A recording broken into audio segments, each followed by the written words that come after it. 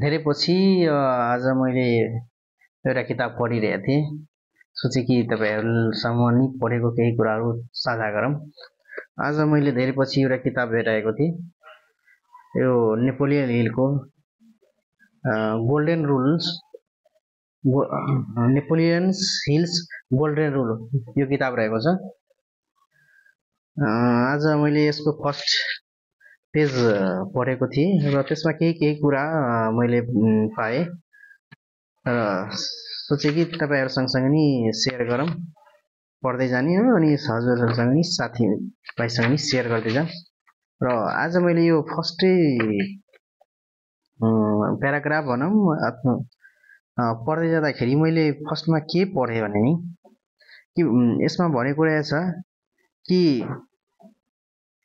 तपाईले जुन शरीर पाउनु भएको छ तर फिजिकली रूपमा त्यो तपाईको प्यारेन्ट्सको कारणले गर्दा हो।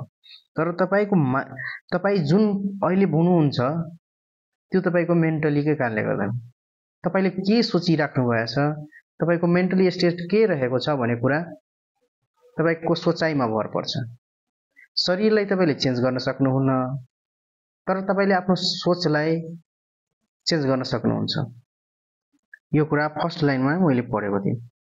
Our parents made you what you are physically, but you can make yourself what you will mentally. यस्तै लेखेको रहेछ। अनि अरु यसमा एउटा कुरा के भेटाएको थियो नि यहाँ मान्छेहरुको माइन्ड भनेको कस्तो टाइपको फर्टाइल किसिमको हुँदो रहेछ। हामीले यसमा जे हाल्छौं त्यही निस्किन्छ। हामीले कुनै कुरा जस्तो घरमा केही हाल्यो भने निकाल्न पाउँछौं त्यही कुरा। माइन्ड पनि त्यस्तै किसिमको हो, त्यो एउटा भ्याकुम स्टेट जस्तो हो। हामीले यसमा पढेको, लेखेको, हेरेको, सुनेको जस्तो कुरा हाल्छौं त्यस्तै कुरा हामीले सोच्छौं र त्यसबाट निस्किने भनेको कुरा त्यही नै रहेको छ। यसमा हामीले जुन बिउ छर्छौं त्यही अनुसारको बिरुवा पाउँछौं। भन्छ नि छर्यो रोपे बबुल तो आप कहाँ से पाई, एउटा हिन्दीमा कहावत थियो। त्यही कुरालाई यसले भनेको रहेछ। र अर्को कुरा यसमा के रहेको छ भने नि कि हामीले जुन यो माइन्ड पिपुलको कहाँबाट कन्ट्रोल हुँदो रहेछ भने नि त्यो मेनली बनेको चारवटा कुरामा भर पर्दो रहेछ। एउटा कुरा के रहेको छ भने हामीले के पढेछौं, आफ्नो घरको टिचिङ, घरको इन्भाइरोमेन्ट कस्तो रहेको छ।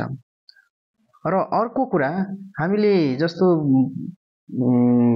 सोशली रूपमा आफ्नो धार्मिक ग्रन्थहरुबाट के सिकिरहेको हुन्छौं।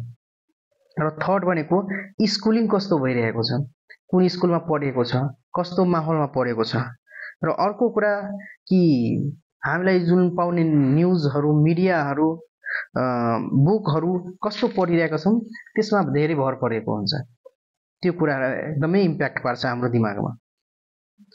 र त्यस्तै पढ्दै जाँदाखेरि अर्को कुरा के रहेको थियो भने नि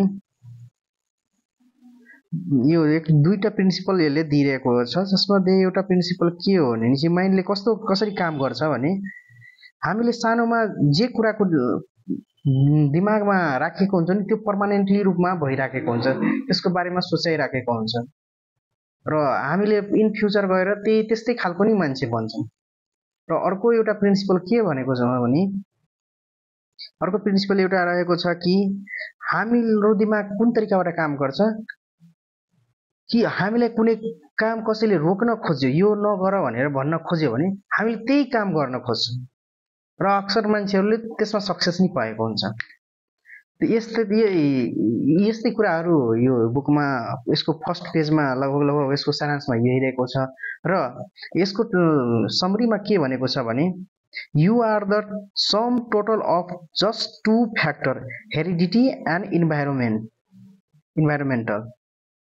And you can't help how you were born, but you can build up your strong traits and overcome your weakness once. हामीले यसले भन्न खोजेको रहेछ भने कि हामी जे छौं त्यो दुईटा कुरामा निर्भर गरेछ। एउटा हेरिडिटी हो र यो अर्को इन्भाइरोमेन्ट। अर्को भनेको के भनेछ भने चाहिँ हामीले कुन ठाउँमा जन्मिन्छौँ त्यो कुरा हामीले डिसाइड गर्न सक्दैनौँ, तर हामी कस्तो बन्छौँ भन्ने कुरा हामीले डिसाइड गर्न सक्छौँ र आफ्नो भएभरका कमी कमजोरीहरूलाई त्यसलाई रिड्युस गरेर त्यसलाई रिकभर जुन किसिमको हामी मान्छे बन्न खोज्छौँ त्यो तरिकाको आफ्नो दिमागमा स्टडीबाट सोसल इन्भाइरोमेन्टबाट जसरी हामी बन्न खोज्छौँ त्यसरी बन्न सक्छौँ। यही कुराहरू रहेको छ। अब आज मैले फर्स्टै एक दुई पेज पढेको थिएँ, अब यसमा यही कुरा रहेको छ। अब अगाडि पढ्दै जाँदाखेरि अब भएका कुराहरू तपाईँहरूसँग सेयर गर्ने नै छ। आजलाई यति गरौँ।